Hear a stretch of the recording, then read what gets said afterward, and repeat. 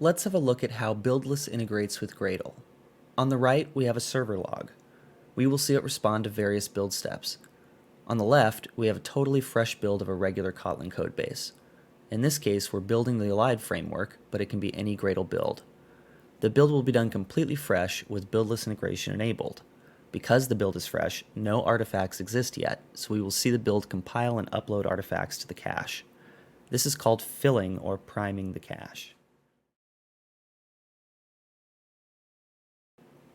Let's pause for a moment. The build has only been running for 1 second. Already, Gradle is publishing an artifact to the cache. On the left, you see the text, uploading to remote build cache.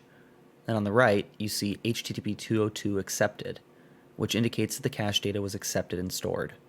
From here, since the build will take a while, the video will play at 8x speed. We can see the time it took at the end.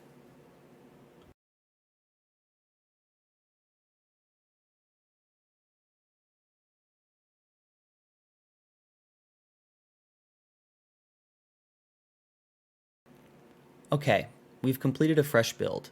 It took about 57 seconds. Let's look at the Gradle build report to see what happened with the cache.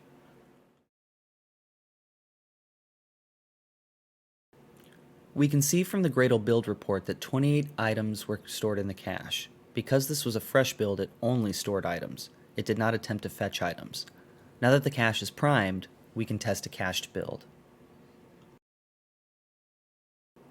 Okay, the cache is primed. Let's make sure there's nothing cached locally so that Gradle fetches from the remote cache. The first part of this command clears local build state.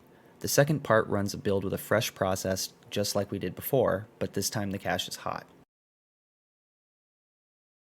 Let's look at this cached build. This time the video is not sped up at all.